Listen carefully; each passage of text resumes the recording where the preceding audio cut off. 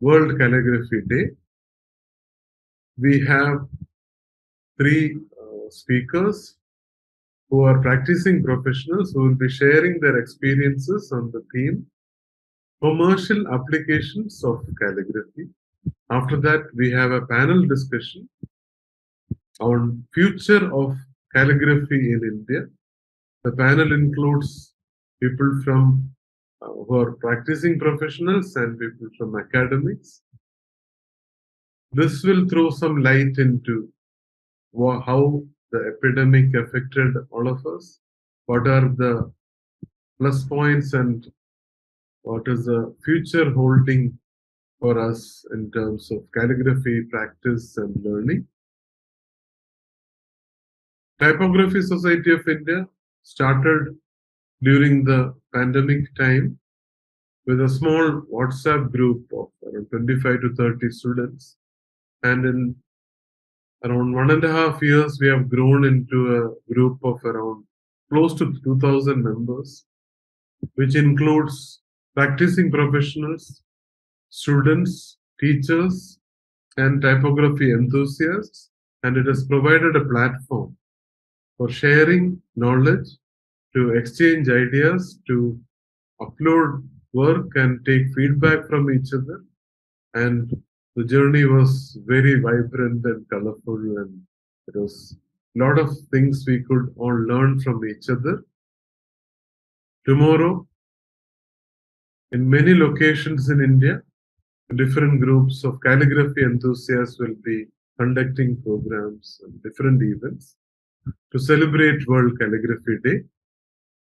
And we move on to the inauguration. Famous master calligrapher, Mr. Narendra Modi, has gracefully accepted our invitation to inaugurate our event. And Pattadiri Master, he doesn't need any introduction. He is one of the senior most calligraphers of our time. Based in Trivandrum in Kerala, Pattadiri has single-handedly contributed to the popularization of calligraphy as an art form and as a graphic design tool, not only in Kerala but all over India. He has conducted a very large number of workshops and exhibitions all over the world, and he has traveled different parts of the world, and he has motivated generations of youngsters to take up calligraphy. He has contributed to lots of publications in Kerala and also the film industry, and he is one of the noted graphic designers. And I am extremely happy to introduce Mr. Narendra Bhattadiri.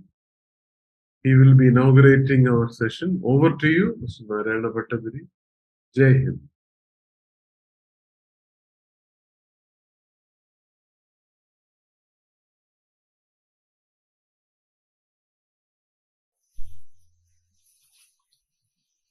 Good evening all. Today is World Calligraphy Day, our day, the day of the lovers of letters, the day of the one who love to write letters. Calligraphy has a long history as an art form used for communication. It is believed to have begun about 2000 BC. All of us are flag bearers in India for this art form that originated centuries ago. We are the ones who have to carry it forward through constant practice and training. I would urge all of you to set aside a bit of time for calligraphy every day. Finding joy in doing calligraphy will help you move forward in this journey. We can practice for it regardless of age and language. The canvas for expressing your work of art is right before us. Let us get the inks filled in and start jotting down. With this wish, I would like to formally inaugurate this year's World Calligraphy Day events of the Typography Society of India. Thank you.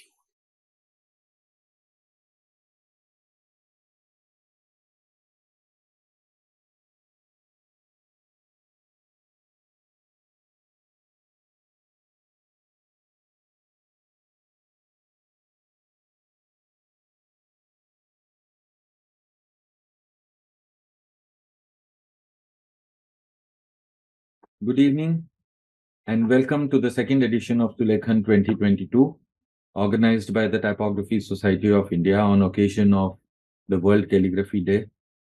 It's an honor and a privilege to introduce to all of you the young speakers of today's events.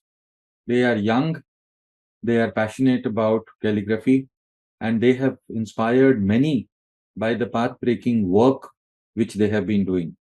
Join me in welcoming Nikhil Afle, Sanjana Chatlani, and Rupali Hombre. Before I welcome them to share their rich experiences on the commercial applications of calligraphy, please allow me to introduce them. Nikhil earned his degree in Applied Arts from L.S. Raheja School of Arts, Mumbai, followed by a master's degree in graphic design from the National Institute of Design, Ahmedabad. Based out of Bangalore, his practice primarily focuses on exploring the Devanagari script as an art form and its connections to traditional and spiritual roots. His practice explores the intersection between design and art. Nikhil has worked with almost all leading publishers from India to design book covers and title letterings, besides his own work in calligraphy as an art form. The Harper Perennial book series designed by his studio has won him the prestigious Blue Elephant at the Curious Design Award. His calligraphy work has also been published in several internationally renowned publications like the juried issues of the Letter Arts Review. This is an internationally acclaimed calligraphy magazine from the USA, and also issue 7 and 8 of the very popular Typism publication. Nikhil has exhibited widely, both locally and internationally, and many of his works are held in private collections. He was also invited to participate in the World Calligraphy Biennale of Jeollabuk-do, South Korea, and Qingdao, China. In today's talk, Nikhil Afle would share how, through his work, he has married his passion for calligraphy and graphic design training. Our second speaker is Sanjana Chatlani. Perhaps you all know her better as the woman behind the Bombay Lettering Company. For Sanjana, what started as a creative outlet during her 9-to-5 corporate job has now successfully become a thriving business around the world of calligraphy and creative arts. The work she does across different styles and scripts, primarily Western calligraphy. Sanjana's work spreads across projects for corporates, brands, special events like weddings, and several others. She recently also launched a comprehensive online course on copperplate calligraphy and also has an e-commerce store with a huge range of gifting products and calligraphy supplies, which is growing very, very rapidly. In her talk today, Sanjana will discuss her current business model and everything it takes to start and build a creative business, along with almost creating a new category within the world of personalization and gifting. Welcome, Sanjana. Our third speaker today is Ms. Rupali Hombre, an engineer by qualification and profession, but a calligrapher at heart. She started her career as an oil engineer and is currently working as a UI UX designer and UI developer as a QA specialist in the oil industry sector. She trained under the best, Achyut Palavji and Paul Antonio, and she believes that calligraphy is a kind of meditation which allows her to express herself and spread the beauty and joy of letter forms. She got fascinated with the beauty of Indian scripts, primarily the 6 Indian classical languages: Sanskrit, Odia, Telugu, Tamil, Kannada, and Malayalam. And her work on these 6 languages was showcased at the Jahangir Art Gallery in 2020 as an Indian multilingual calligraphy theme called Bhasha Bharti. She is also a writer, a poet, and an avid blogger, and she writes equally comfortably in both English and Marathi, which is her mother tongue. Rupali is also one of the few practitioners of Modi script in the country today. In today's talk, she is going to share the various commercial applications of calligraphy and the immense potential it has through her own work and some of the work done by other eminent calligraphers. I am glad that all 3 of them had accepted our invitation, and I'm equally excited to have them today on the occasion of Sulekhan. So without much ado, let's move on and listen to their inspiring journeys. Welcome, Nikhil. Welcome, Sanjana. And welcome, Rupali. Thank you so much.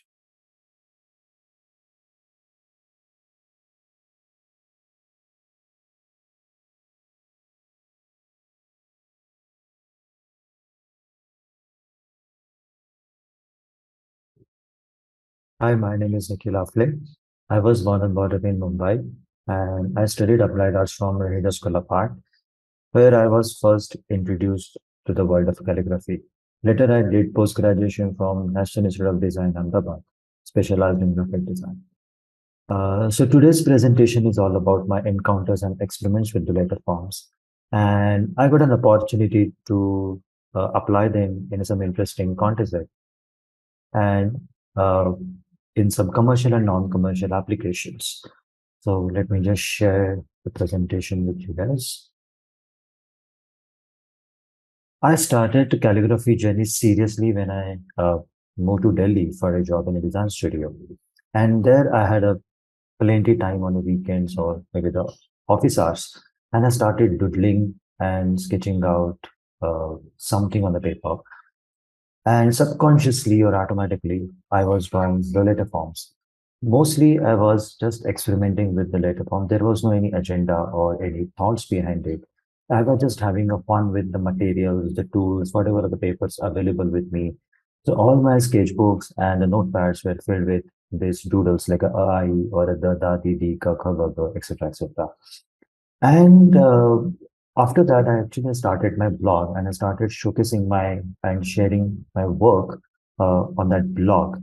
And through that blog, uh, I got a lot of inquiries to do a small odd jobs through the blog from friends, word of mouth. You know, the jobs like making like a nameplate, add some invitation or greeting cards or a tattoos or some calendar assignments. So this is one I did for my colleague. So the theme was the Festival of India. It's not directly the calligraphy usage, but I use the calligraphy as a medium to create the illustrations. And the theme was the Festival of India. So each month it represents with the that corresponding festival. Like January is Kite Festival, February Mahashivratri, Kerala Boat Race, October is in Diwali, etc., etc. And so all these my experiments and these smaller jobs, I compiled them in one portfolio and I started sharing with design studios, agencies, publication house. Basically, I wanted to collaborate with different people so where I can, offer my this calligraphy service. And obviously, the graphic design was a first choice because I trained in the graphic design and I wanted to use calligraphy as communication tool. And so, similarly, in that case, I sent this portfolio to the Penguin Books, and the art director they really liked my work, and she offered me to design the first book cover, the Jimmy the Terrorist. I'll just run you through the kind of a book covers I did. I'm not getting much into the details of the story and everything, but I'll briefly discuss the process. When the editor and the art director uh, give you the manuscript or the synopsis, you go through you go through it in a very detailed way in a graphic design point of view. So you find out who's actually the target audience, where exactly it is safe, what is the genre. It is like a fiction, non-fiction, it's a historic, it's a scholarly, literary kind of the content, or it is very a mass market. So you everything you get to know about it, then you get to know about the visual clues included in the books, and you started sketching about your ideas.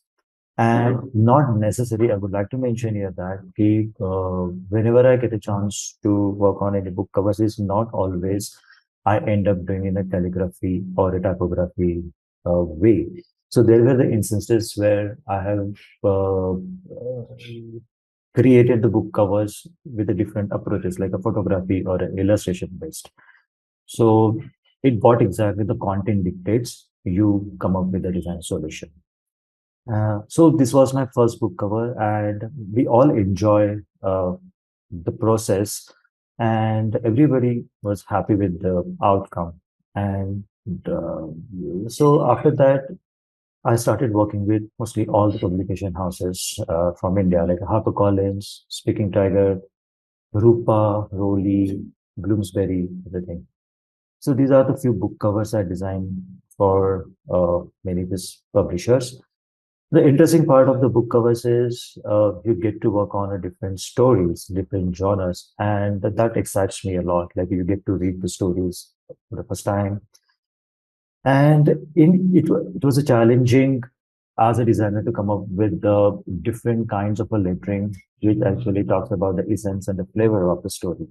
Because the book cover is like like a movie poster, and you have to like tell the story in size of say A5 or like a B format or the hardback size, and you can't reveal everything on the cover, and basically it should create interest what exactly this book is all about, and that is a very challenging aspect of the book cover. This is a Mark Tully's Non-Stop India, Rupi Baski, which is set in the Santhal village. The Shahriyar is a Urdu poet and a lyricist, though the lettering changes into some of the classical style, very old uh, style of the Latin. Then the series which I created for Kushwant Singh's Women, Love and Sex, Religion. This is a Manjushri Thapas. All these books were set in a Nepal landscape. And so all the stories were revolved around that. It's a combination of a fiction and non-fiction. This one is a Ruskin Bond, a little book of friendship and life. He curated a few quotes based on the different subjects. Again, when I got the brief, so it was a very interesting discussion with the art director, see how we can actually go about this book cover.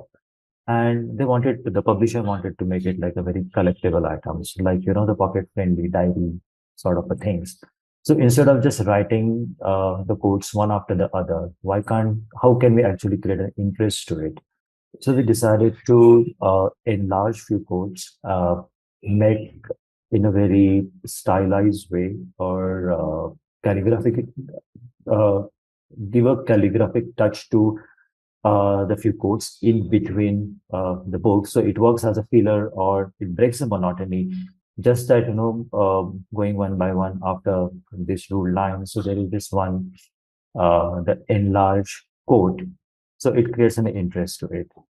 So it's basically the graphic designer's job doesn't stay only or restricted only to the covers, but they think about or think through the how the entire book is going to be and what value addition you can add to it. So this is another sets of book from the same series, a little book of a courage, beauty. So there are different subjects as obviously the choice of the tools, choice of the paper, the amount of the texture, the softness, hardness, everything actually depends on the tone of the book and the subject. These are some few spreads. This was another interesting project I did with HarperCollins India. So they come up with a set of 10 books. These are the regional translation into the English. There are a few languages like Kannada, Bengali, and Punjabi. And they wanted to come up with this series where they're talking about the regional and how the vernacular, the stories are the key and highlight points of this set. So that was a brief, and then instead of using any visuals from individual story, we decided to work on the script as a hero.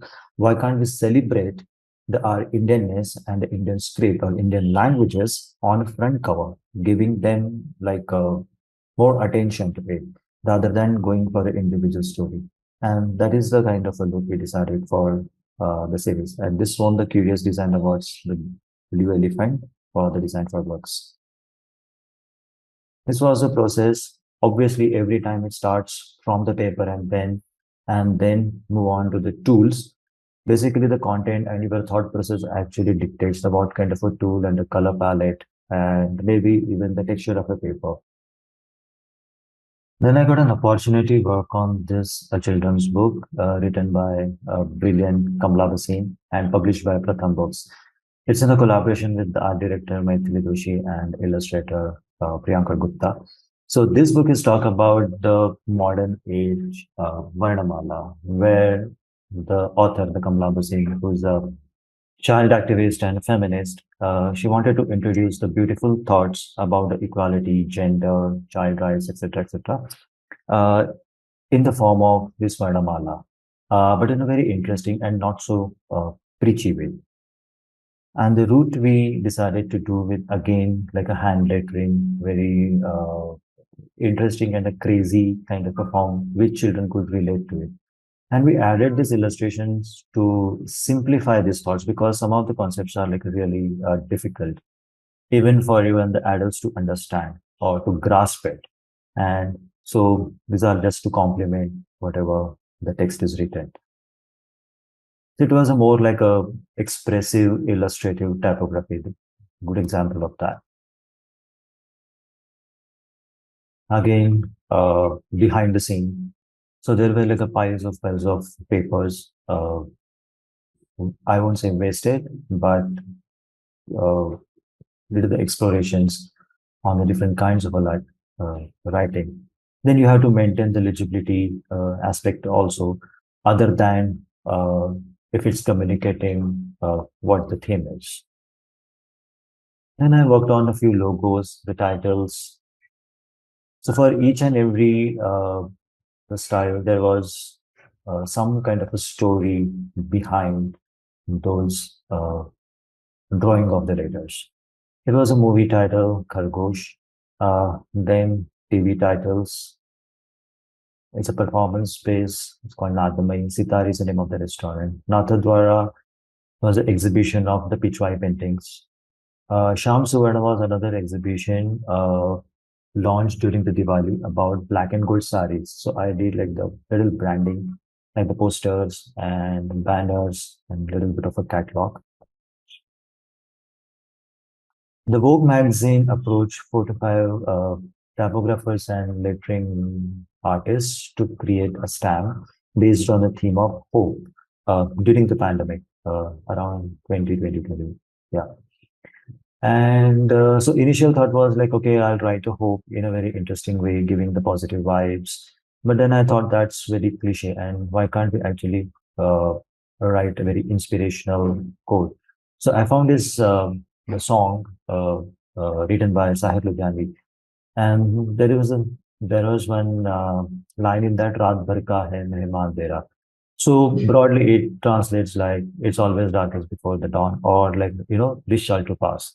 And that's what we actually needed during that time. I did this in credits for One Asia organization. This was an event happening in Taiwan, and I was a part of it as a volunteer and a visual artist. So I did this lettering and the credits on the last day of the performance. So while working on all this, I was very keen on trying the calligraphy in a different medium, in a different dimension. And I wanted like the calligraphy to be, why can't it be a part of our like a daily lives? And so I was looking for these kind of opportunities, and through my self-initiated project and also from through organization, I got an opportunity to fulfill that thing. So one of the project I work on it like with the carpet company. This is a rug making company in Panipat. Uh, so they invited 11 artists and designers to work in their factory to create some art installations. It was a kind of a artist in residency sort of a program. So we stayed there for almost 1 year. Obviously, we were like coming back home in between. And so we interacted with the weavers and the craftsmen and the artisan, and we used all their the printing and the weaving facilities to create this art installation or a tapestry. So the first one is about the genie, the Kabir's that poem, Kahe Ka Tana Kahe Ka Bana. And the letters I have used is from the braiding technique, which is a very important facility from that factory. And the background patchwork you are saying it is with all the natural wools. And this was the final outcome. So all these artworks were exhibited in an art gallery in Delhi at the end of the residency. This was my second piece where I use the two letters ko and ro and play with that while adding the diacritic marks, the kana madras. It changes the meaning but follows in the same context. So the letters were ko and ro, and so through that I have made kar, kora, and kari. Kar means hand, kar means shilpakar, chitrakar, like a duo, and the kora is white cloth, of course, and kari is like craftsmanship. Uh, Shilpakari, Chitrakari, and that sort of a thing. And the color palette is a very wide and subtle and subdued because, in contrast with the actual mood and vibe of the factory, because it's very, very chaotic, it's super noisy, there is a hustle bustle in there. But I wanted to capture the relation between the craftsman and his the creation. The relation between them is very, very serene, and they are so well connected that, and they are so proud of whatever they are creating it. And that's why I wanted to show that piece in contrast with what's happening in surrounding the clutter. There are the few close-ups, and you can see some textures. This was my third piece based on the collaboration. It was actually a collaborative effort between the craftsman and me. I asked them to choose their own color palette, and I gave them a few options of my layout, so they approved this. So basically, for them, the brush is their tool, the tufting tool, and for them, the ink is the wool. And taking that as a starting point, we created both together this craftman, the carpet. Here I work with Kashmiri Namda craftsmen to create the rug using the curls Barakhadi, the Kaki to Kaha. It's very interesting process and outcome because so you how your sketch is getting translated into this final product or in a different medium like a textiles, and during in that process sometimes it's get distorted or it's become imperfect, but I like this translation because I think this adds more beauty to your letters. Then using some metals, hard surfaces, and apply my calligraphy there. Like taking the advantages of the letter forms, like making it in a geometric style, like a grid-like structure, and I created a lamp. These are all the consonants converted into the lamp. It's a different material, MDF, and this is what it throws light. The da again, the geometric abstraction of the letter forms and how you can taking the advantage of these forms and use it as a functional aspect to it. So you can keep your books, knickknacks, and any other your accessories at home. These are close-ups. The trays, these are annealing powder coated ones. and created a coasters as a set. So I'm concluding this my presentation with my favorite topic is art. The calligraphy can also be applied it in the art, and especially the Devanagari script, which I feel is unexplored as an art form, and it has a tremendous potential to be on a global platform. So everybody is aware of, the Persian script or Arabic script and Japanese and Chinese, but uh, the Indian scripts or Devanagari script, they are not so very well recognized as an art form.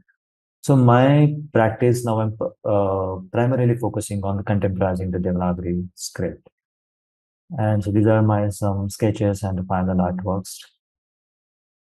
I love this space of creating the artwork because there is no brief, there is no agenda, or there is no client pressure. And this is my own self-expression. And another thing is actually it helps me for my other projects. It's kind of a creating a visual library. And so through these experiments, I get to know, okay, these are the possibilities these letters are offering. So maybe I can use it in some of my other projects, provided it should suit the subject. Uh, this is the artwork I created from one event in Japan for earthquake. Really fun. It's written Rise and Shine. This was a series I created, like a sacred stroke, using all our Sanskrit shlokas and verses and depicting in a very contemporary manner. So it's targeted mainly to the young audience who won't be hesitant to, put this religious kind of mantras on their wall at home. This is the latest series on Varnamala.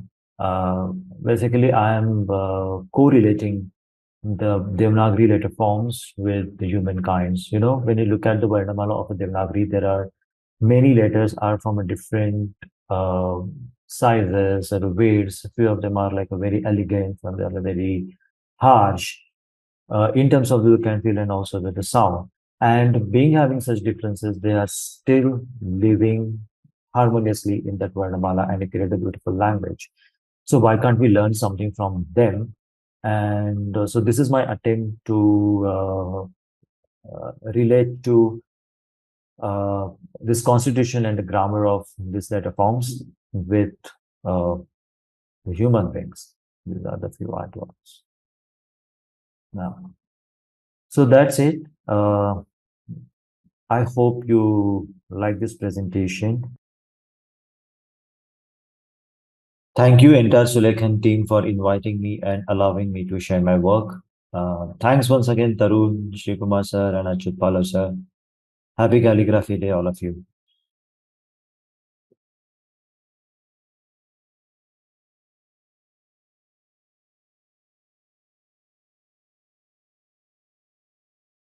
There's a beautiful quote by Rumi that says, "Let the beauty of what you love be what you do." And I feel absolutely grateful that I have found something that gives me so much joy and I'm able to do what I love every single day.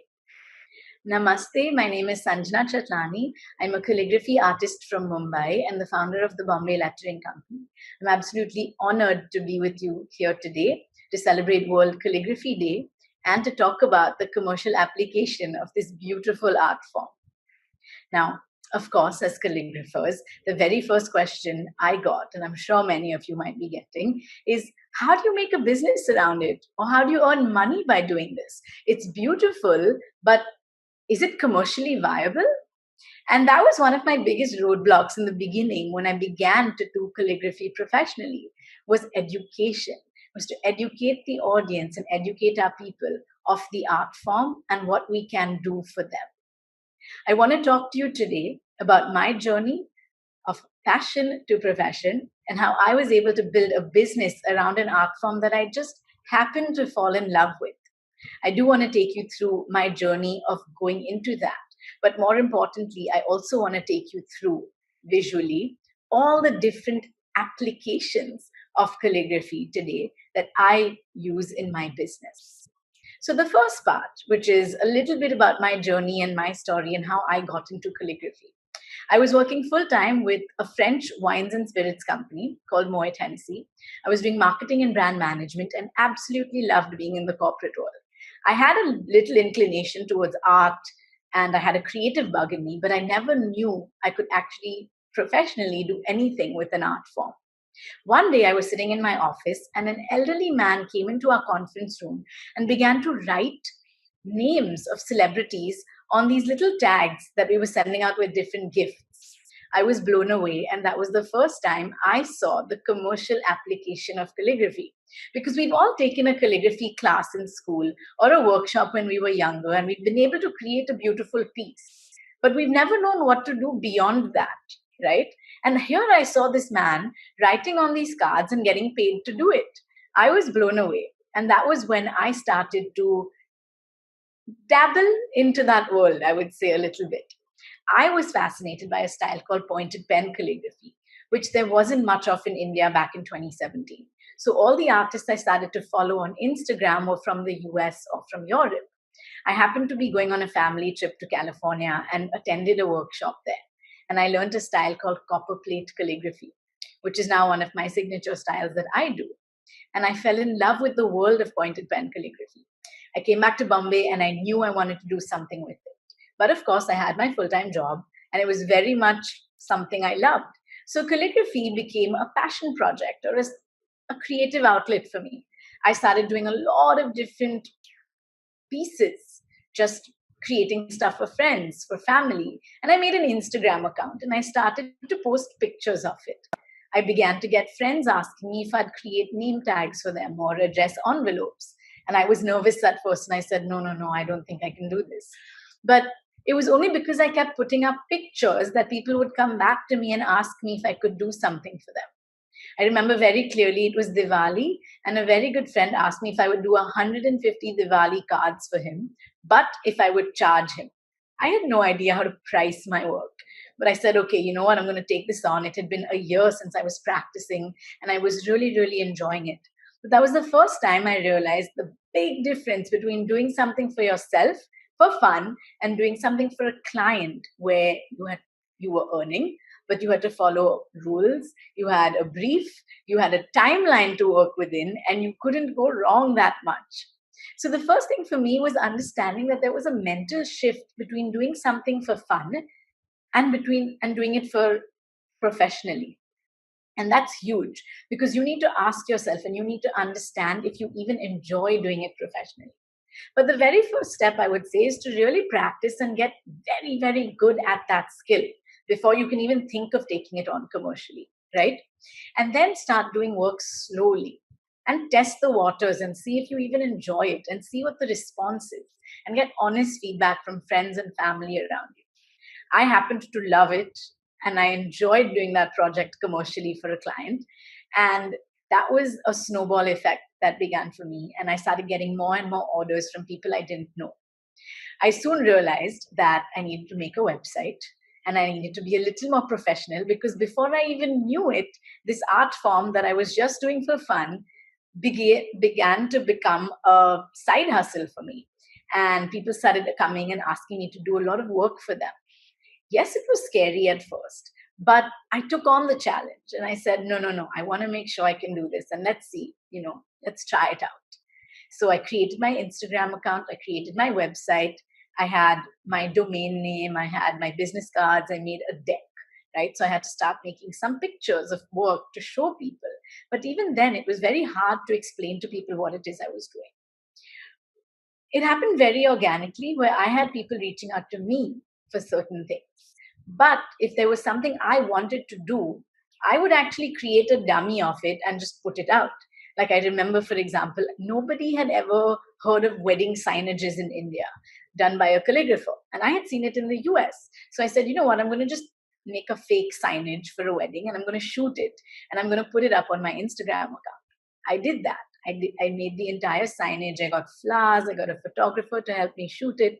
And with that one photograph, I got so many orders for wedding signages that today is one of our best sellers.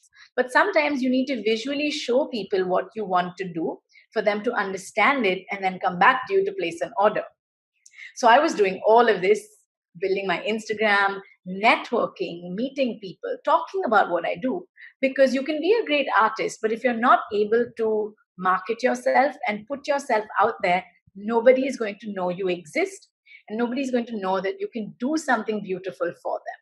And I know as artists, we're very shy to do that. I know that we find it very difficult to put ourselves out there. But trust me, it's really important to do that. You need to get out there. You need to network with people. You need to be confident of what it is you have as a service and what you can provide people. And the customers will come. And you can start very simple. You can start with just ink on paper work that you're doing. But you need to show them how they can use it. You need to show them the commercial application of it. You cannot just write names and put pictures of that, because people will find it beautiful, but they won't know how to come and approach you to do something for them, right? So for me, it was a very organic journey where I reached a point where my calligraphy business was doing better and I was earning more money than my full-time job.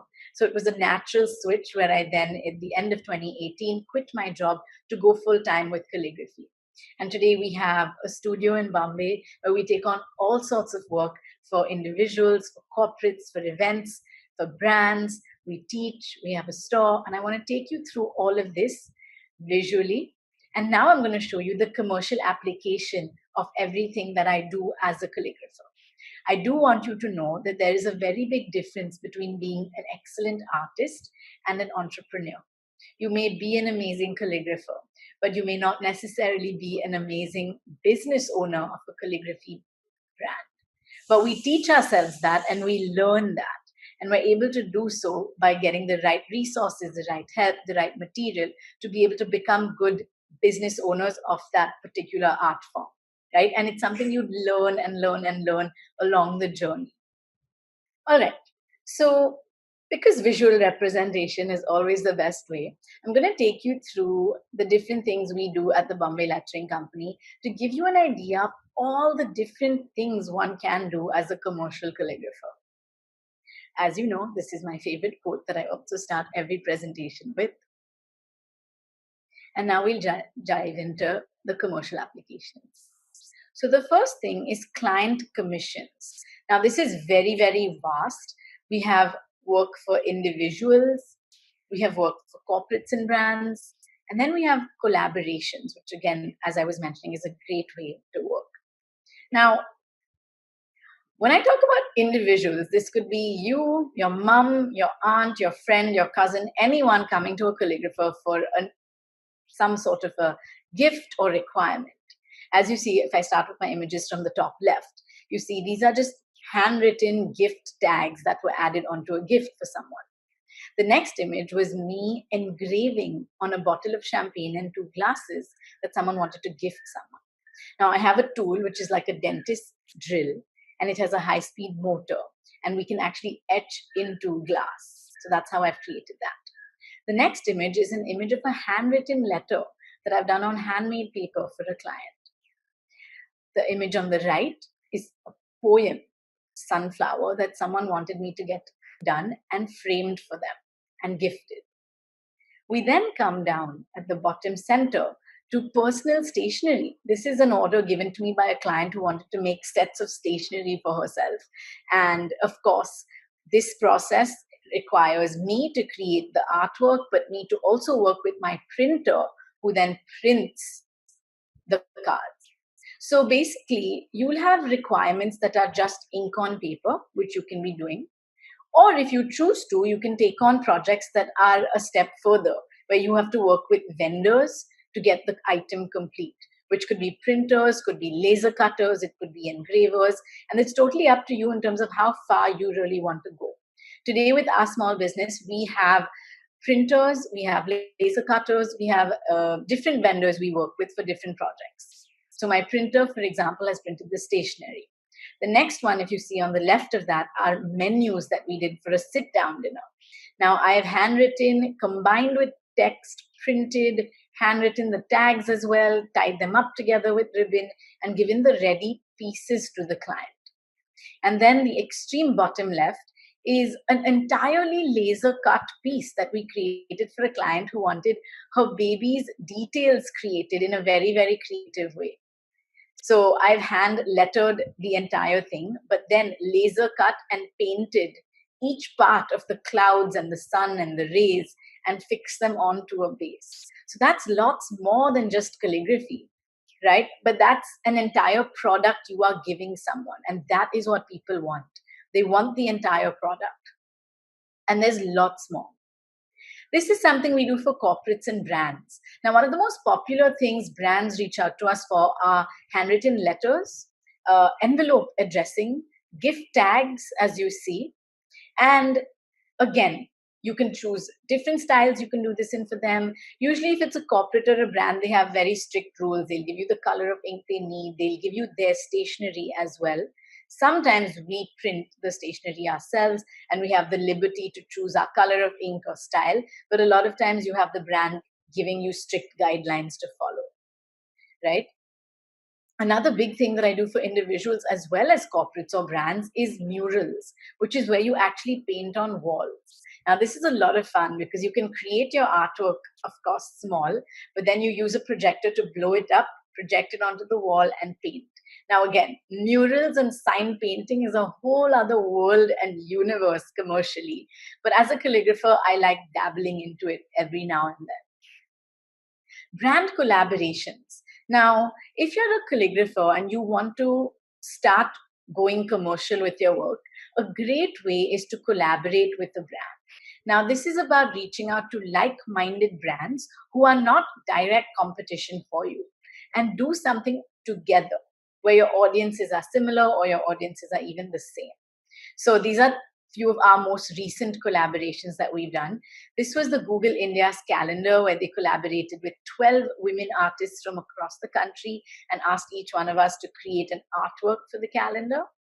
The next one is a brand called Tombow, which is a Japanese stationery brand. And we designed the packaging for their India brush pens, as you can see. So all the calligraphy that you see on the packaging is done by me, and we worked on it together to create that. And on the right, which is Food Hall, which is a chain of luxury supermarkets across the country, Food Hall reached out to me to create beautiful greeting cards that would be readily available at their stores for people to pick up and buy. So combining your work, your calligraphy with other forms of design aspects is important. And then working with like-minded brands to collaborate on something bigger is also something we do a lot. The next bucket I can talk about is wedding calligraphy. Now, this is a great way of commercially working as a calligrapher because weddings, people love going with personalization. They love spending on that extra touch. And there's a lot you can do for wedding calligraphy. I like to divide this into pre-wedding and days off. Pre-wedding is everything from your save the dates to your wedding invitations. Now, again, as a calligrapher, you may choose to only give the calligraphy units to, say, the designer who's making the cards, or if you've reached a point where you want to take on the entire project like we do, we print and pack, design the entire invitation. And then you have stuff for the days of the wedding, which could be your signages, it could be welcome letters, it could be gift tags, place cards, thank you notes, anything and everything that is communication and that is words and that is personalization can be executed for weddings. I'll take you through just a few of them. So invitations are stuff we work on. I work with and collaborate with illustrators as well, because there are times that I would put in my calligraphy, the illustrator would bring in her designs or illustrations, and then we work with a printer or different vendors who actually bring this entire thing out to life, and then we pack and also send it out. So I love working on wedding invitations. As you can see in some of these, I've used copper plate calligraphy. The envelope is handwritten in the leftmost picture. In the center picture, we have gold foiled the calligraphy units, as you can see. And on the right-hand side picture, I've actually done some Devgirder, which was used at the butter paper wrap, as well as if you see the shloks that were written on the back of one of the inserts. So you have a lot of options to play with wedding calligraphy if you choose to get into the designing of the invitations also. Now, an example of signages, this is what I was talking about. These are for the days of the wedding. So you can have the couple's name, the name of the function, and do them in innovative ways. You can work on wood, glass, mirror.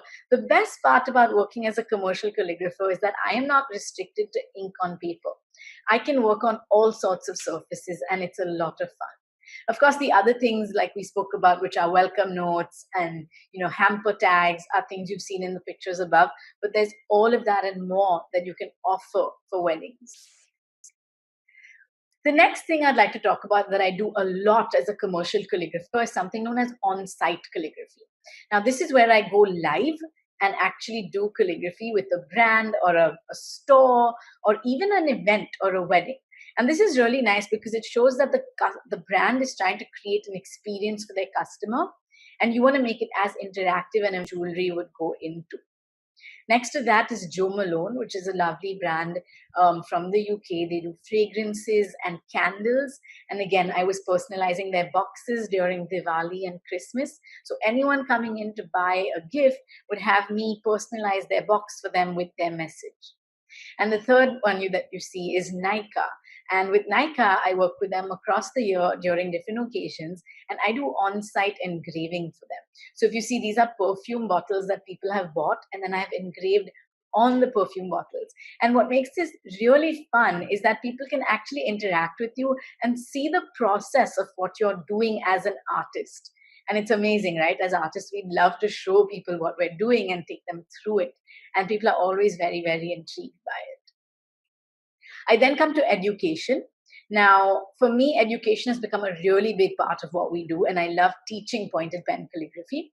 Of course, as you see over here, we have in-person classes, and post-pandemic, we moved to live online classes. And for me, education has just been something I have fallen in love with, and it's also a very, very strong commercial part of what we do today, right? So for online, I use something known as a document camera, and I project what I'm writing onto the screen on Zoom. And this has worked really, really well. But as a business owner today who wants to see ways in which she can scale up her business, we have very consciously worked on something over the last 6 months, which is a pre-recorded online course.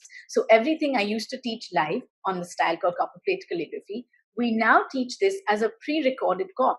So I shot for 5 days straight. We did a studio shoot and pre-recorded everything in detail.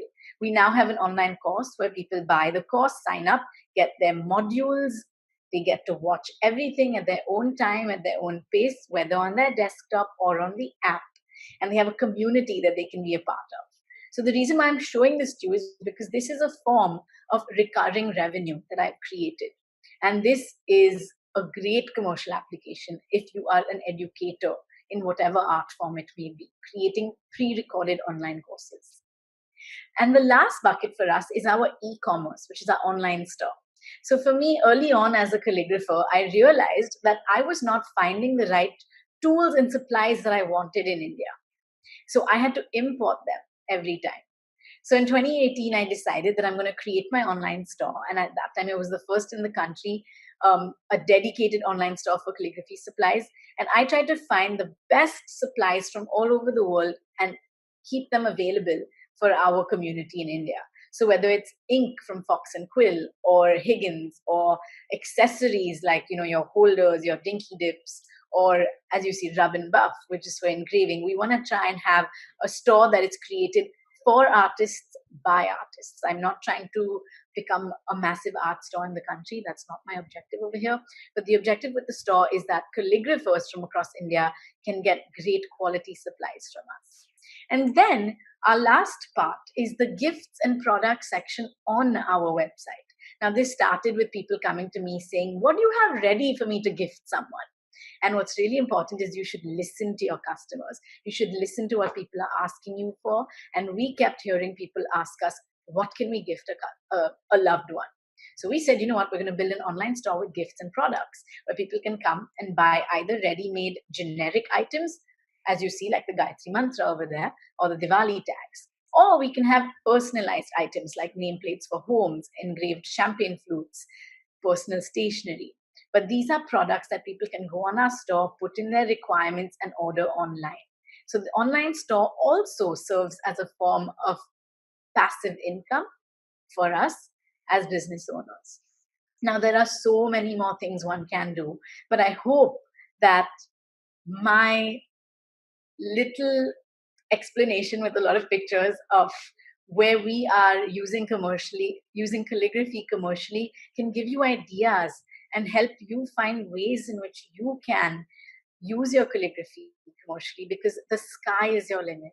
There is so much you can do, and I want you to realize that you're not restricted to ink on paper, but you need to show people. It's very important that you show people how they can use, how you can use your calligraphy commercially, and how they can use your services. Because if you are putting up pictures online of just beautiful poems and beautiful words written, but with no commercial sense of it, people won't understand how they can use your services. So you need to almost spoon feed them in a way to show them that this is what I can do for you. And I think that's what's really worked wonders for us. So I want to thank you for being with me today. I hope this was helpful, and I hope you've been inspired to get some ideas to use your calligraphy commercially. We have a blog on bombaylettering.com, and we also have some lives on the business of calligraphy on our Instagram if you'd like to check them out, because they have a lot of information around the same topic as well. Thank you very much.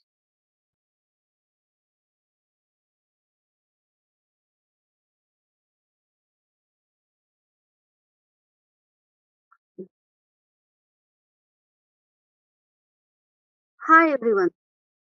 I feel very nice to see all of you over here. Thank you for that. Today, first of all, I would like to thank Professor Jiv Kumar and Typography Society of India for giving me this opportunity to present myself on this platform. Today, I am going to talk about my journey in calligraphy and also my viewpoints about commercial applications of calligraphy. While doing this, I am going to present my calligraphy work I have done so far. And along with that, I would like to present some of the great calligraphy works I have already done by great calligraphers like Professor R.K. Joshi and Master Calligrapher Ajit Padav sir, who had worked in this field over many years and already had created so many commercial trends in this field. They are inspirations for thousands of people. So let's start. I'm Rupali Hombre. I'm from Mumbai. I'm working as an UI UX designer. My calligraphy journey started in 2015 at Ajit School of Calligraphy. After doing basic calligraphy in Devgirder and Roman, I started exploring in the same field. I also learned copperplate and Gothic, but I loved calligraphy most when I started working and learning Odia calligraphy. I just loved the form of Odia characters. And then the curiosity about Indian scripts get increased. And in that time, I started exploring other scripts as well. And all the work I have done in that time in different scripts that I presented in the form of an exhibition Bhasha Bharati at Jahangir Art Gallery in 2020. With calligraphy, we are talking about calligraphy. The first expression comes to my mind is calligraphy is meditation. If I'm saying this from my self experience. Now, if you see, there are so many people from different backgrounds, from medical or from banking industries, they want to learn calligraphy as calligraphy is a good stress buster. It also teaches us valuable things which we follow in our day-to-day life, like patience, control, balance, concentration. Art, calligraphy is art of beautiful handwriting. The term calligraphy is derived from two Greek letters, callo and graphy, which means beautiful writing. While studying calligraphy, I came across the word typography and I started exploring that as well. And the main difference which I came across is while doing typography, legibility is of prime importance. But in calligraphy, the most important part is the expressions, how you express the letters, than legibility. It is the art of expressions. Something beyond imaginations can be created with the help of calligraphy. Calligraphy is a source of inspiration, reason for attraction. If you see some work in calligraphy, why sure you will get attracted towards it. It can easily blend with other art forms, for example, like music and dancing. The most important thing which we will be interested today to know is calligraphy is something which holds high commercial value. When we say about the commercialization of this beautiful art, these are few of the points which comes to my mind. We will go through each of these in detail in coming slides. First one is painting. We all knows what paintings are, and we all like paintings. We love to have those in at our home. Painting creates positivity. Painting holds significant value in everyone's life. There are different forms of paintings. There are huge variations in surface, mediums, execution techniques. It is a source of attraction. With the help of painting, we can convey the message. So, and what calligraphy does? As calligraphy contains words and letters, with the help of that, we can convey the message.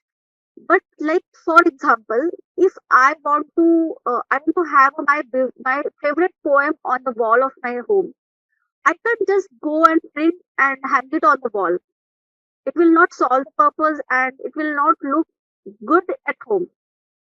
But what if I um, write the same poem in a very beautiful calligraphy, add beautiful colors, textures, and then hang it? It will create the normal piece will become an art piece. So, amalgamation of calligraphy and painting creates a masterpiece which attracts more. Experiment is the key for extraordinary painting. We should always keep on experimenting with the compositions, colors, variations. Art galleries. There are so many national and international galleries which showcase such type of paintings which involve calligraphy. We should keep on going through such a work. It will surely give us new ideas. When I'm saying that we should think about converting calligraphy into painting, that time the main question will be how we can do that. So this one letter, one design. This is one of the technique I used while I was exploring. So as I say, when our Indian scripts, every script has unique form. Every letter in the script has a beautiful form. It itself is a good design. It has a very good quality of positive negative space. So while working, it comes to my mind that if I can convert that design in a painting, so I just played with some painting techniques, and these are the outputs. Now, composition of random letters. When I'm saying that one letter can be a design, even composition of two or three letters, we can also commercialize it in the way that, like for example, one of my friend comes to me and she was like, I want my initial and my fiance's initials should come together in one frame. So such things can get commercialized. While doing that, one more thing we should think about is when they're converting calligraphy in the painting. That time we should have some freedom to change, not the complete originality of the alphabet, but some stroke we can give a different form. Like for example, in the first painting, it is created with Telugu letters. Whoever knows Telugu, they must be knowing that most of the Telugu characters have a small stroke at the top of every letter. I have just given the form of leaf structure to that stroke, and it just changed my painting. Also, we can express our thoughts. If we want to give some message, we can convey that through painting, calligraphical painting. Now, in the middle painting, I just wanted to give showcase that it is a blending of Telugu and Kannada.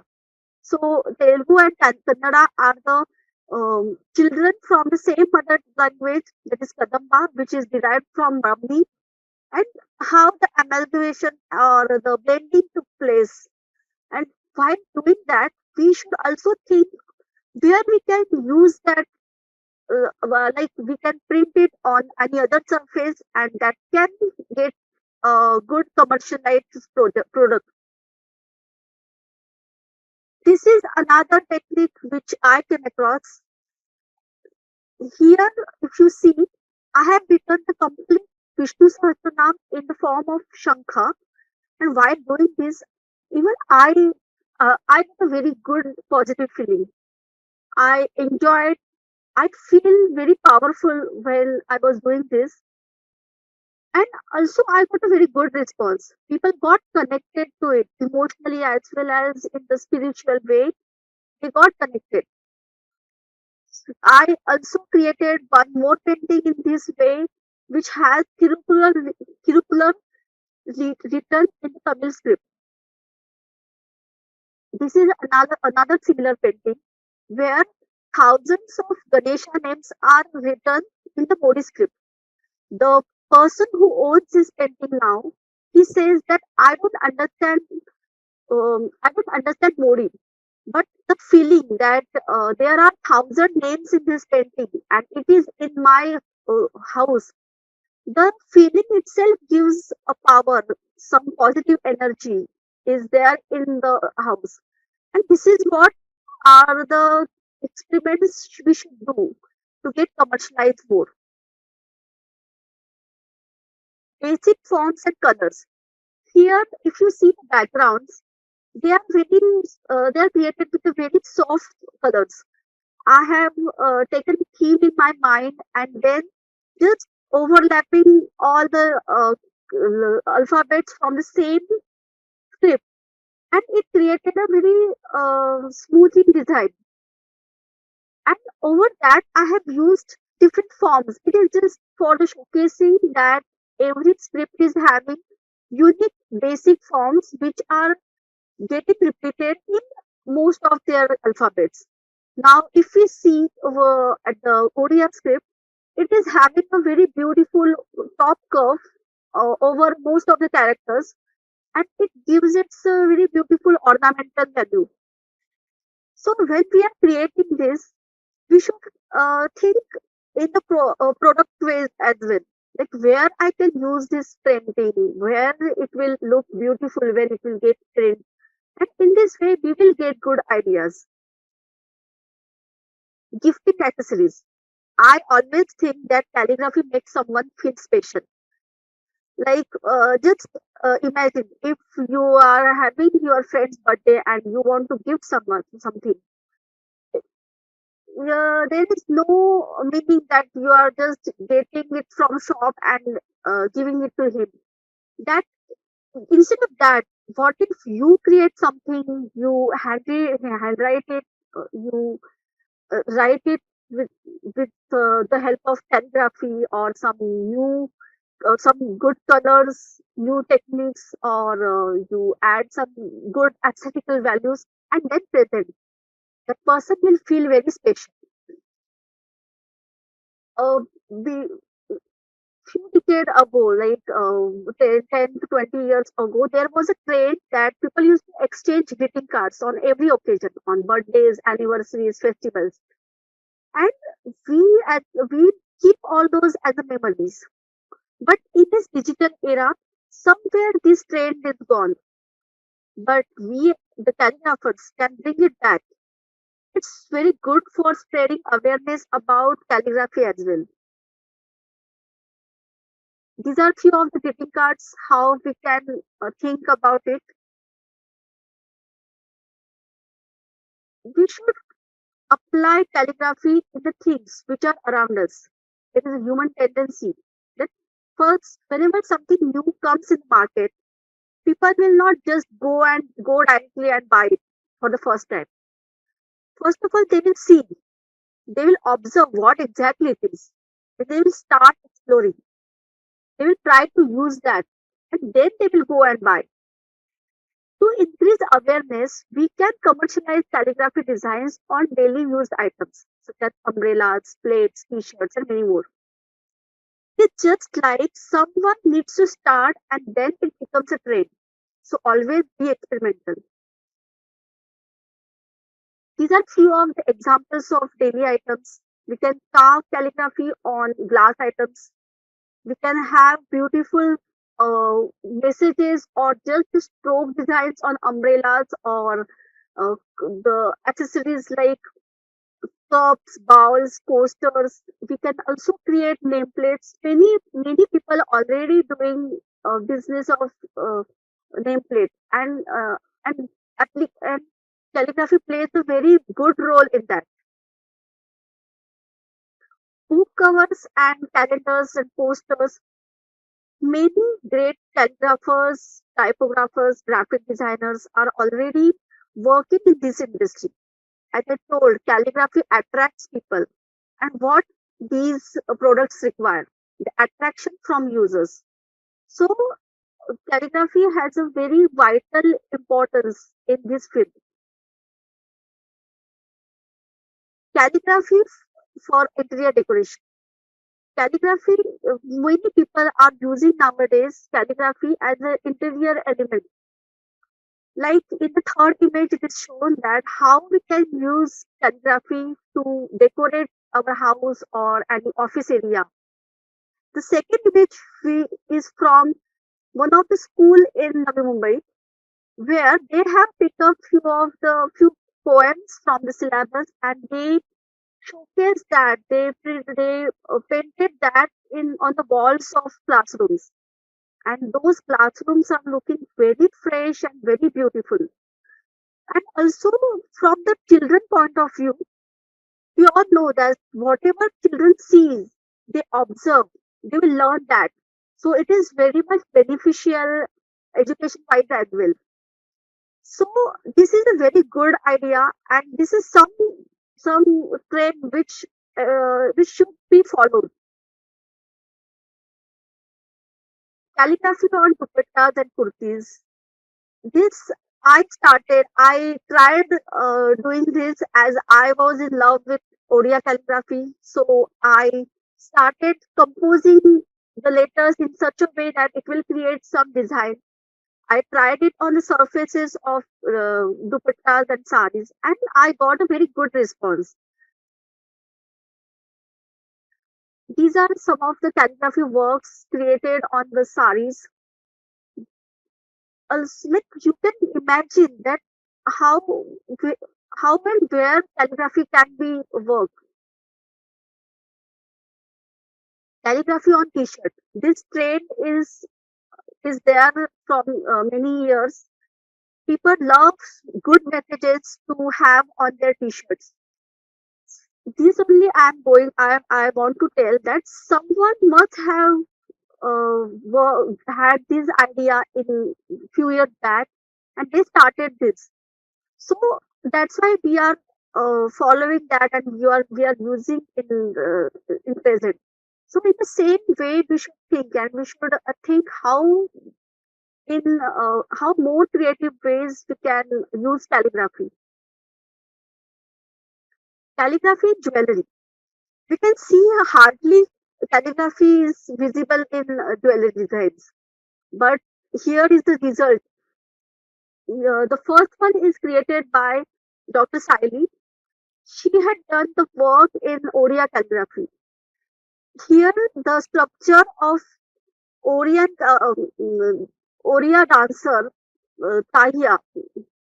Here the structure of Tahiya is created with the help of only the Oriya letters. This structure is a jewelry which Oriya dancers want, and we can see how delicate designs can be created with the help of this. The another one is in the Sihali script. Here, a single letter K is composed in such a way that it can create a very beautiful necklace. And am sure most of the women will like to have such piece. And it is this script is also very delicate. Logos and movie titles design. Most of the people are working in this industry, and there are so many trends, so many people are already working while creating a logo or creating a movie title. A big history, there is a big story about it. The designer must follow, and uh, it should be an expression. It should have consider colors, the branding, all these things should be in the consideration. It is already in the market, and this is a very good example how commercialization takes place. Calligraphy on walls and hoardings. Most of the people nowadays want to see good positive messages in on the walls of their houses. Also in the cities walls are decorated in this way. If you go to Navi Mumbai, you will see that most of the walls around the cities are decorated with paintings and sculptures. One more, this trend is very good, where uh, good positive thoughts or Sanskrit shlokas are written, and this is also showcase our culture to someone who are visiting our place. Hoardings or posters have already had a very important role in advertising. Demonstration and fusion work. Demonstration is where you are showcasing, we are spreading uh, the awareness about the script, about uh, the art in front of thousands of hundreds of people. And fusion work, there are so many people who are doing fusion work, here if you see Achyutpala sir, he blends the calligraphy with um, music or dancing, and the complete environment is mind blowing. Source of awareness, as calligraphy attracts people, so whenever we want to convey some message, some social message or any warning, that time it is of more importance. It is expressional as well. So it is playing vital role in spreading positivity through good messages. It is very good to convey some message from one heart to thousands of people in one go. The first image which you are seeing, such images must have come across in the COVID time. Many artists spread awareness in this way. The second image is from Akshar Bharat. This is a very beautiful event we had in 2020. Here on 15th August, 15 calligraphers from different parts of 15 cities in India, they worked together on the Janagana Mana, and they wrote whole Janagana Mana in different 15 scripts. And it was a very good event where we spread awareness about so many about our country, about our thoughts, also about our art calligraphy, creating new trends. When I'm saying that commercialization is important, commercialization to be done, so we should there is need to reach the good amount of people. Already many people commercialize this beautiful art, and many people are using it, but still there is huge crowd who are unaware of this term. So we should reach them. So in how we can do that? We should create such trends. Such trends should get established. Once the trend gets established, people gets attracted towards it. If our aim is to commercialize calligraphy at high level, then we should think in such a way that common person should get attracted towards it. As a UX designer, I feel that the product should be pleasing to eyes, but while doing that, it should be created in the user-oriented manner. While looking at the aesthetic values, we should also maintain other elements such as quality, ease, user-friendliness, and keep on experiment with new ideas. Like one trend you establish, the trend will go, come and go. What next? So keep on experimenting. The new ideas are always welcome. Preserve our culture and go global. Our scripts are our valuable treasure, which we should preserve. This is all it what I comes to my mind every time, and this inspires me to work more in our scripts. And believe me, our scripts are really very decorative, very beautiful. They have a high aesthetic values. If we work, if the work is created in the right direction, it will, it must globalize, uh, and it will be very much popular, and it will earn a good feedback at the global level. So, if we, the calligraphers, create good and promising work, then it will surely attract more people who will get aware of this beauty. Also, one more thing I would like to say over here that now it is also good to work in calligraphy and explore and also spread awareness for our future generation. Like in my exhibition, I met some people whose response was like, "Oh, this is my language, my mother tongue. I can speak very well. I can read little bit, but I can't write it." But after seeing series of paintings, they will come across and they will be like, "Oh, the script is looking really very beautiful. I should learn that." So this should happen.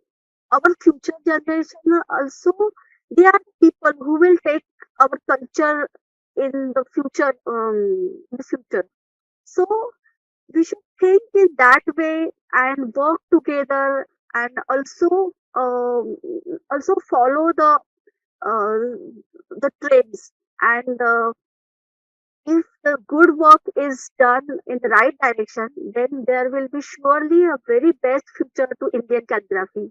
So keep doing work, exploring work, and uh, keep on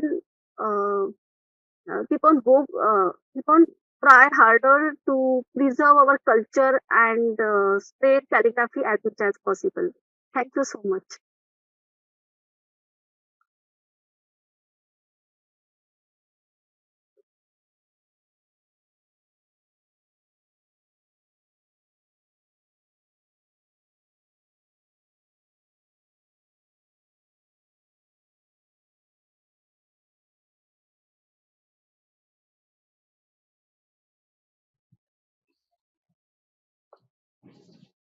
Hello everyone.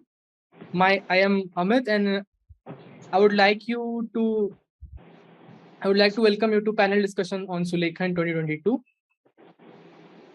We have some esteemed guests in our panel, and I will begin with introducing each one of them. Firstly, we have Achyut Pallavji. Achyut Pallav, the master calligrapher, is considered the father of modern Indian calligraphy. An alumnus of Sir J.J. Institute of Applied Arts, Mumbai, Achyut sir was trained by many early masters like Professor R.K. Joshi and German calligrapher Professor Werner Schneider.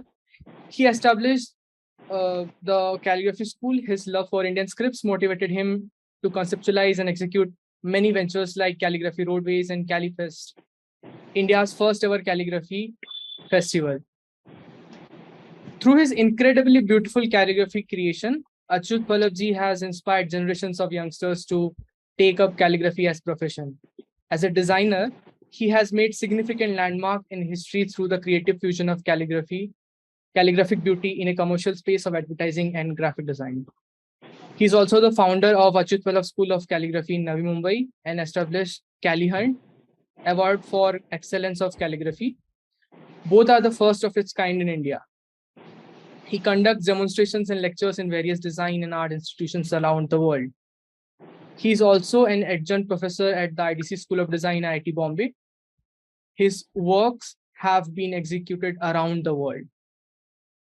He created a video on Jana Gana Mana based on our national anthem, in which the lines of the anthem were written in 15 calligraphers in 15 Indian languages. This unique event, first of its kind in India, was dedicated to the nation on 15th August 2020. Next on the panel, we have Rabunita Gupta. Rabunita Gupta is a renowned calligrapher based in New Delhi. She is the founder and chairperson of the Calligraphy Foundation of India and the chief organizer of Akshar Mahotsav, an offline event which is going to be held tomorrow at Delhi Technological University campus in Delhi. She conducts courses, workshops, and exhibitions on calligraphy around the globe. Next in the panel, we have Hiral Bhagat. She is a renowned calligrapher based in Ahmedabad, an alumnus of CN College of Fine Arts and Achyut Pallab School of Calligraphy. Ms. Hiral works extensively in many Indian languages, notably Gujarati. She has conducted calligraphy workshops and exhibitions all over the world. She was invited for the first virtual international conference on the Silk Road Calligraphy by Iranian National Commission for UNESCO to present Gujarati calligraphy artwork and research paper in 2020. Next in the panel, we have Dilbach Singh. Dilbach Singh is one of the most notable calligraphers of the current generation.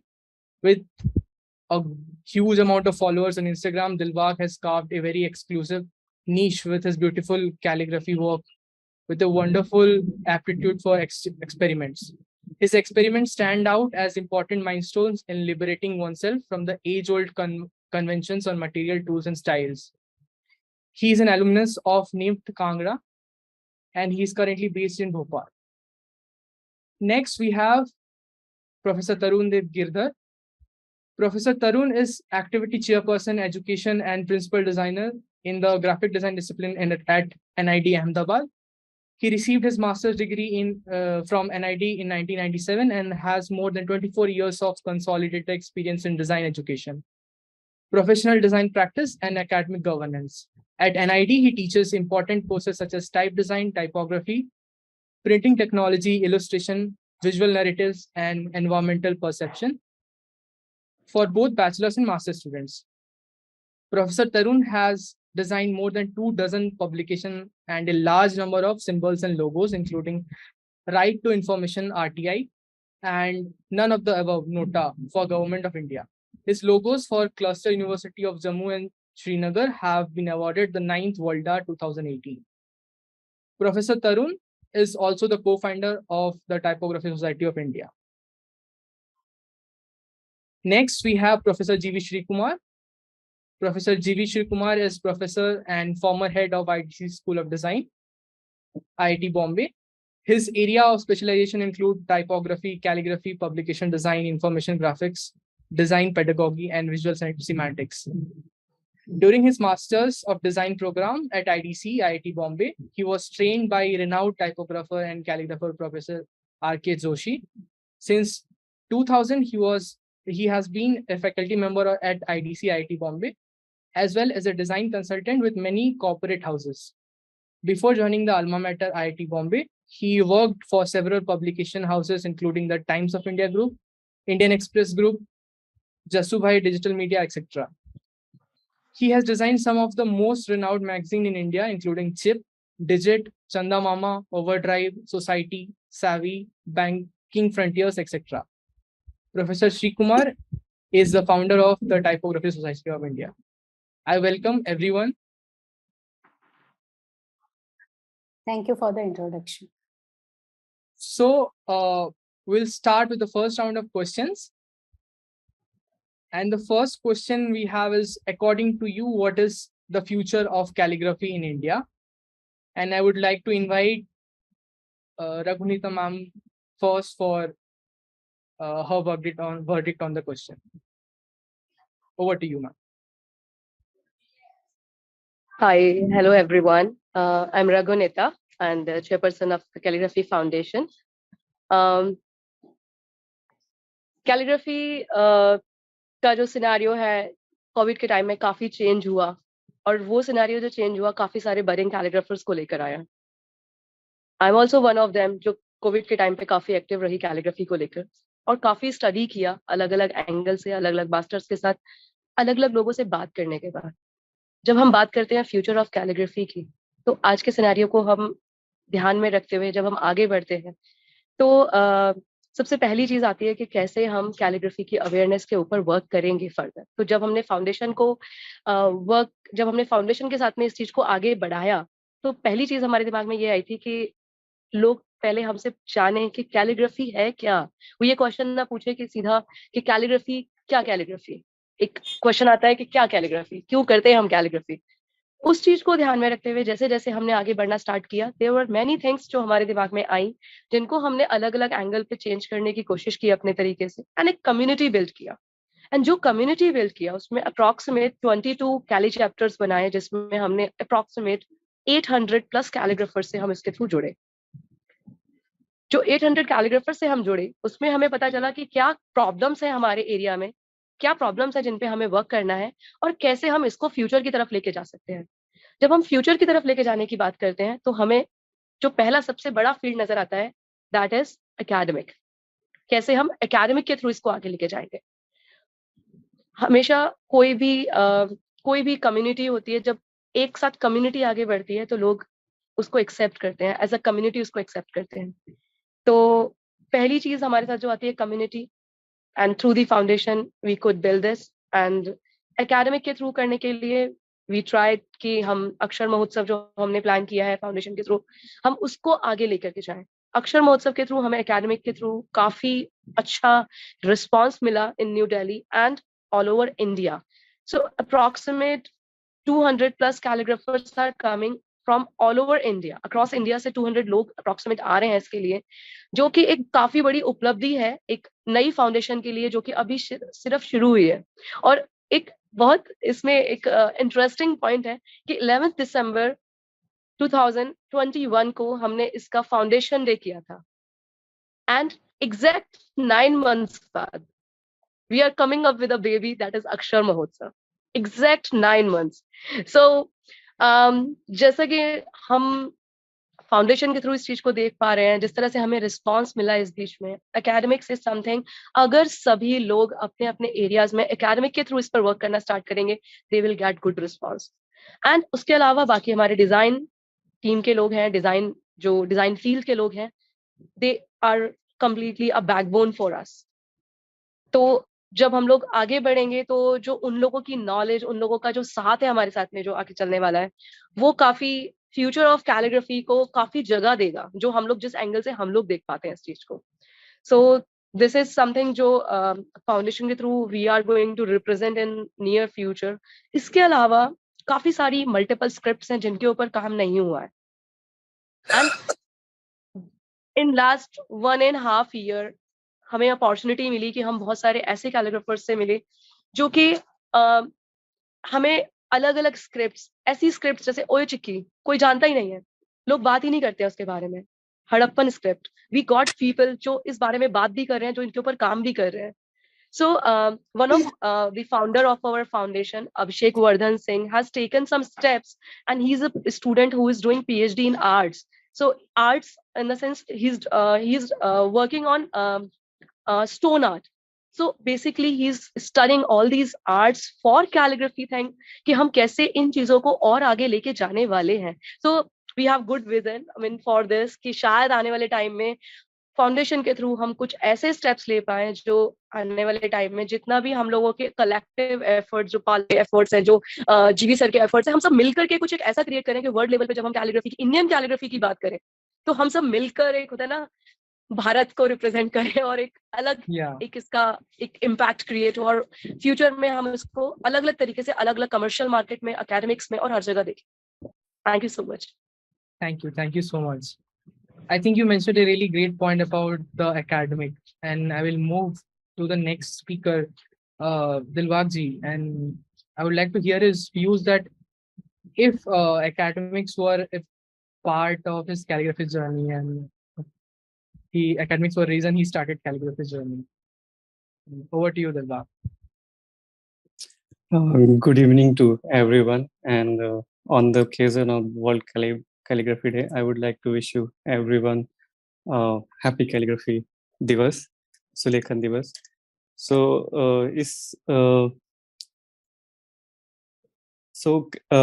To me, calligraphy happened during calligraphy जिसको मैं कहूँगा, ये lockdown के time पे हुआ. Initially जो मेरा education रहा है डिज़ाइन बैकग्राउंड में रहा है. सो मैंने एज ए फैशन डिज़ाइन मैं एज ए ग्रेजुएट हुआ हूँ फ्रॉम NIFT. सो हमारे कॉलेज के टाइम पे there was no formal education in calligraphy. So communication students को हमारे पास टाइपोग्राफी की क्लासेस होते थे. तो समवेयर वहाँ से मेरा इंक्लिनेशन हुआ towards calligraphy. Not calligraphy, I don't even know the term calligraphy before 2014. So मुझे नहीं पता था. कैलीग्राफी मेरे लिए ऐसा था कि सुंदर लिखना या whatever I'm writing, hand writing is calligraphy. So मुझे ऐसा लगता है जो बेसिक इन्फॉर्मेशन है अभी राइट नाउ इन इंडिया, बहुत सारे लोगों को ये क्लैरिटी हो चुकी है इस लेवल पे. सो विद इन 2 और 2.5 ईयर बहुत रैपिड ग्रोथ हुआ है understanding, basic understanding of calligraphy. So इसके आगे मैं ऐसा समझता हूँ कि जैसे रघुनीता जी ने कहा कि एकेडमिक्स का रोल होना चाहिए इसमें, which is very important. And I would appreciate and even GV sir and Hiral ma'am, Achyut sir and Tarun sir to start this Typography Society of India, where I met so many people who are practicing calligraphy and typography at very great level. तो मैं ऐसा समझता हूँ कि इसको grass root level पे करना चाहिए. सो जो अक्षर हैं, लेटर फॉर्म्स हैं, सो हम इसे सीरियस ना लेके एक बेसिक अगर हम स्कूल्स में इनको इंट्रोड्यूस करें. तो जैसे अभी निफ्ट है, निफ्ट ने कैलीग्राफी मॉड्यूल इंट्रोड्यूस किया है, आई गेस 2 years back इन्होंने इंट्रोड्यूस किया है. सो ये बहुत ही हमारे एजुकेशन सिस्टम में बहुत लेटर इंट्रोड्यूस हो रहा है. तो इसको इतना लेट ना शुरू करके अगर हम पहले शुरू करेंगे तो मेरे ख्याल से वो ज़्यादा इम्पैक्ट कर सकता है टूवर्ड्स अंडरस्टैंडिंग. एंड जैसे ही हमारी कम्युनिटीज़ हैं, बाहर की कम्युनिटीज़ हैं और देशों की कम्युनिटीज़ हैं जो कैलीग्राफी के थ्रू एक्सप्रेस कर रहे हैं, अलग अलग मीडियम्स एक्सप्लोर कर रहे हैं, उसको कैलीग्राफी ना होते भी आर्ट फॉर्म की तरह भी ट्रीट कर रहे हैं. तो वो थोड़ा सा एक जो कनेक्शन है वो थोड़ा लैक करता है हमारे एजुकेशन सिस्टम में यहाँ पे. सो अगर वहाँ पे हम उसको पिंच करते हैं, इंट्रोड्यूस करते हैं कैलीग्राफी लेटर फॉर्म एक्सप्लोरेशंस को, तो मेरे ख्याल से बहुत अच्छा इम्पैक्ट हो सकता है.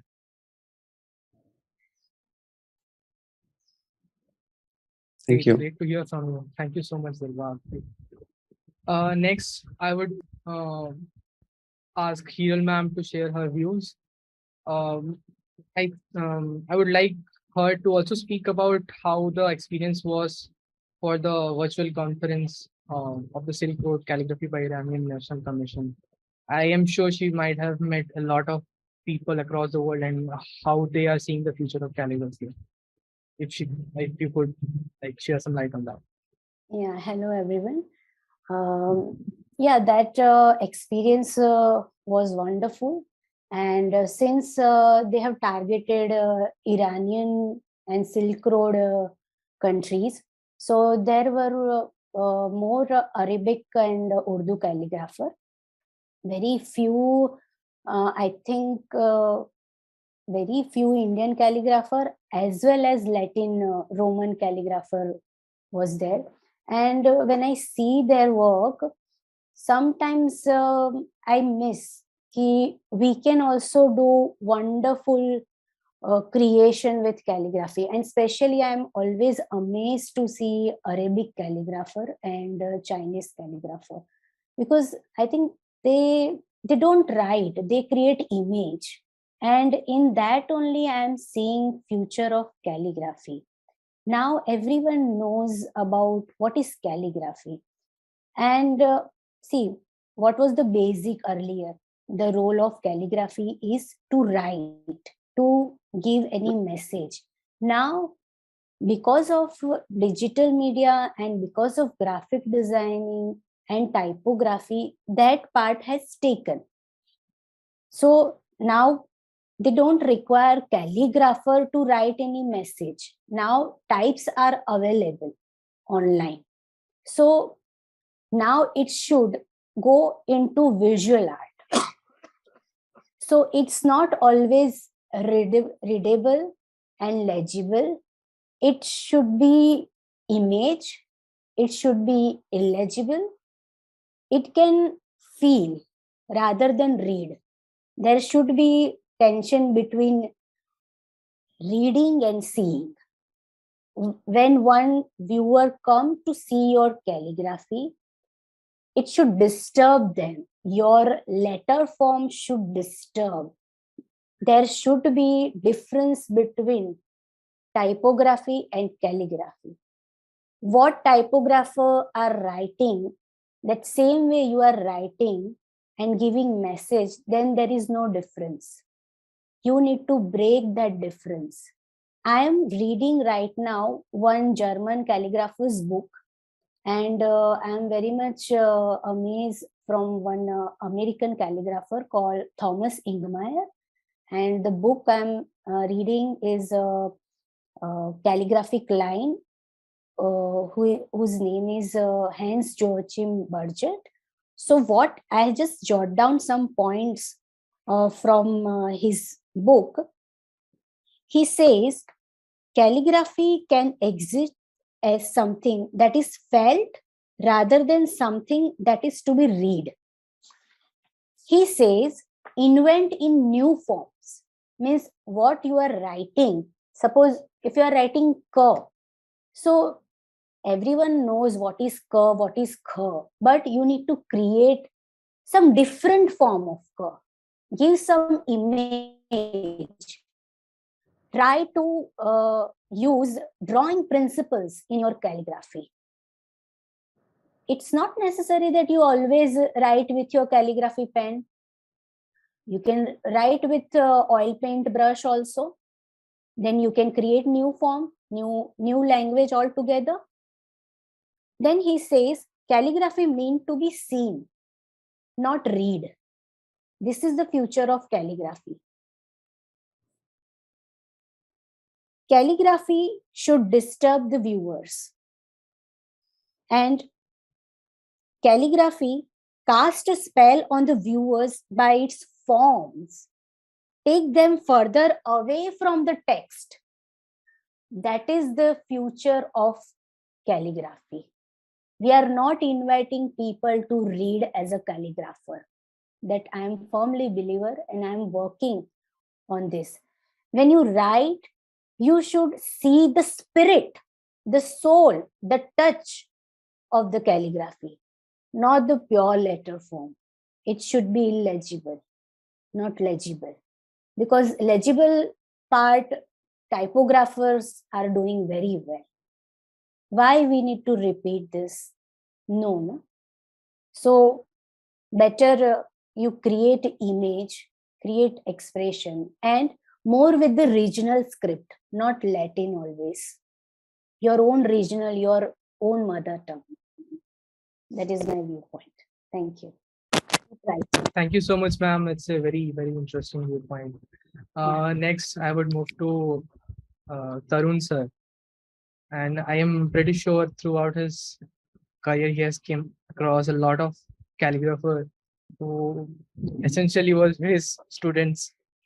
And I would like to know how how it has changed throughout this entire time. Over to you, sir. Yeah, thank you so much, Amit. And A very, very good evening to all of you viewers who are, who have joined us today on the occasion of International Calligraphy Day. सुलेखन दिवस की बहुत बहुत शुभकामनाएं आप सभी को. I feel honored and privileged to be sharing the, I can't say the dais, but sharing the screen with all these illustrious, I won't call them practitioner of calligraphers, but I would call them these illustrious people who are at heart lovers of letter forms. Yeah. That love for letter form is the single most guiding thing which is, sort of compelling their soul to do whatever they are doing. So I have got the good fortune of, knowing, interacting, reading, understanding from many such people. Some of them we lost to COVID also. God bless their soul. Who shared a common love for letter forms in whichever form it was, whether it was ink on paper, whether it was pixels on the screen, or whether it was ink on metal and metal on paper, kind of a thing. But I just wanted to quickly, take all of you guys through my own personal understanding of what is going to be the future of calligraphy. And why are we discussing what the future of calligraphy should be? Because I think all of us agree that the future of calligraphy is very, very bright. Yes. And more number of people are going to start practicing calligraphy in the next 2, 3, 4, 5 years as compared to the number of people who've been practicing calligraphy 10 years earlier, right? But before I talk about the future, let me just take you through a quick recap, because it's important to understand the past, what happened, and as Hiral had also pointed out, that calligraphy as we know today started off as a very, very important skill in those selected few people who were also known as scribes, who would write all these official documents, right? And then, of course, because of religious practices and all, they used to make copies of manuscripts, and in different parts of the world, these scribes used to write in their own style, and that evolved into different kind of styles as we know today, whether it is round hand, whether it is uncial, whether it is italics, or whatever it is. And then, of course, the technology, economics, all these wars, I'm talking about the 12th, 13th, 14th, 15th century, all these advancements, the kind of political things which were changing across the world, not only in India, but also in Europe, we had what is known as the metal type. So creating artifacts on paper, which have letter forms on paper, new processes, us time ka to wo, that was the modern technology of that time, right? Because it became so much more easier to make copies of a particular manuscript or a book. And then I'll just skip to the, as is trending, I'll skip to the good part of the digital era. The computer started coming in, and the computer started becoming powerful at one level and smaller at another level. So our mobiles are also some kind of computers, right? We are processing it, we are consuming a lot of information. So if we look at the last 10 to 12 years, a lot of communication material which had text. Let's focus on the text because we are talking about calligraphy and the words and the letter forms. Because of the digital technology and the way it democratized the creation of any printed page, everybody who had computer or a basic software was creating layouts and was trying to create communication using letter forms. That the things around us started to become very homogeneous. They all started appearing to be the same thing. They all started looking similar to each other. Yeah. And that is where the communication which was created started to lose its own individuality, started to lose its own individual visual character. And as very rightly, pointed out by Rabunita ji, Dilbach and Hiral also, that COVID, what happened during the COVID, it is very, very important for all of us to realize that. We were doing our work on the computer, we were attending school on the computer, we were communicating with our family members also on the screen. Our source of entertainment was also on the screen. That world over, people started looking at what are the kind of things which we can do without the computer. And that really witnessed a strong revival of calligraphy. ऐसी बात नहीं है कि calligraphy wasn't there around us. It was there. Yeah. But in the schools, it wasn't encouraged. All schools, many students have to prepare their project works and submit, right? How many of them Yeah. hand draw or do the lettering by hand on the covers? No, they all take a computer printout. And from a teacher's perspective, everybody's cover started to look the same. But one child who has done something, hand lettering kara usne, so then it stands out. So continuing with that, I think what the last 3 years have done is brought together all the like-minded people. Of course, technology played a very, very important role in bringing all of us like-minded people together, people who share a common love for letter forms. Not all of them are practitioners. Some of them are motivators. Some of them are supporters in terms of, more and more people have started looking at what kind of tools, what kind of workshops and things like that. So I personally feel that the future of calligraphy is going to be very, very bright, because everybody, whether we look at it from an individual or whether we look at it from a corporate's perspective, people want to stand out. And there is going to be a very, very conscious visual design decision to not to use a computer typeface for exclusive things, for special things, right? I mean, look at some of these top bakeries, no? They have classes for their salesmen. Okay, if somebody wants to buy a cake and requests you to write happy birthday, you better know how your letter forms should be, right? So people are taking, what is it? It is an extension of calligraphy, right? People are expecting a exclusive experience wherever they go, right? And that exclusivity will come only when we are looking at something which is created by hand and not by machine. There is another conversation about this, that how artificial intelligence can, take over what we know as calligraphy today. But that is a conversation for another time, maybe 2 years down the line. Yeah, thank you. Everyone wants personal touch. Thank you, Tarun sir. Like Jake Whiteman once said, this decade has been a era called the Renaissance of calligraphy. Absolutely. And some of the points, like you said, yeah, it's absolutely is. I will move to Achyut sir, and like Tarun sir once pointed some of the commercial application of calligraphy, and who better to ask Achyut sir about it. And I would like to know his perspective of how time. So I would like to thank all the panel members and also all the viewers. But Amit, Hopefully, Amit, yes, sorry for the interruption. I think Dilbag has asked, am I audible? Yes. So I think this is also for the viewers, Amit. Dilbag has asked a very, very important question. Humne subhe bhi, earlier also we saw 3 young practitioners of calligrapher, who have made calligraphy as a very central core aspect of their professional practice. उनके घर में चूल्हा उनकी calligraphy practice से चलता है. Whether we look at Nikhil, whether we look at Sanjana, or whether we look at Rupali's work, and they're doing good. Now, this is an open call for the viewers. Dilbag's question was, आप calligraphy करते हो तो उससे क्या? Imagine your grandparents are asking you, or imagine that nosy bua or that auntie is asking you in the neighborhood, कि बेटा आप calligraphy करते हो तो फिर क्या? I mean, what next? क्या बड़ी बात? So do send us your responses.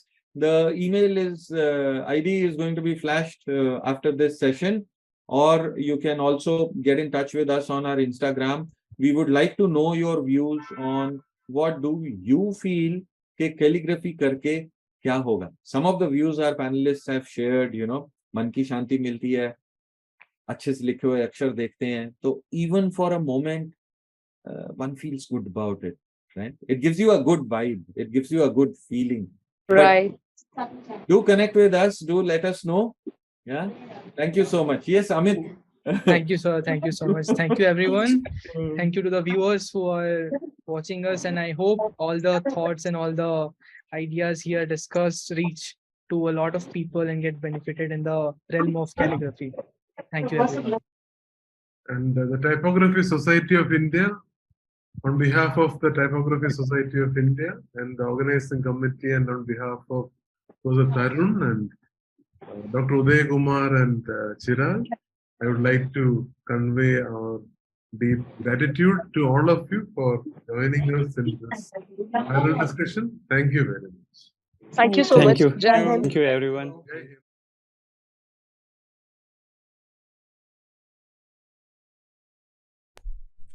Good evening. I hope you enjoyed the program and learned a lot from the panel discussion and the presentations. On behalf of the Typography Society of India and the organizing team of Sulekhan 2022, I'd like to thank everyone who helped us get this online event together. We are grateful for the excellent support and advice we received from the two great masters of Indian calligraphy, Mr. Achyut Pallav and Mr. Narayana Pattatiri. We are also indebted to our esteemed speakers, Nikhil Afle, Sanjana Chatlani, Rupali Hombre, Rabunita Gupta, Hiral Bhagat, and Dilbach Singh. A big thank you to our technology partner Hasgeek and the entire team at hasgeek.com. We express our gratitude to our organizing partners, IDC School of Design, IIT Bombay, the National Institute of Design, Ahmedabad, and the Kachatatapa Foundation, Trivandrum. Due to time constraints, we were unable to stream the entire video of the panel discussion. Don't worry, the full video will be available on our YouTube channel, so please go and check it out. And I request all our audience to send their valuable feedback by email to sampark.tsi@gmail.com. sampark.tsi@gmail.com. So thank you all for your presence, your support, and your participation. Our next online program will be held on the 27th of August at 5 p.m.